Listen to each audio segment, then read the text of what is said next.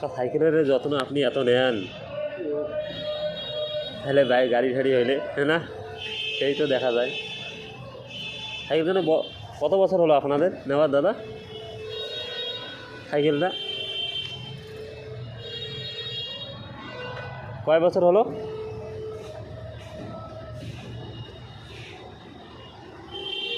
এত পালিশ করতেছেন সাইকেলটাকে?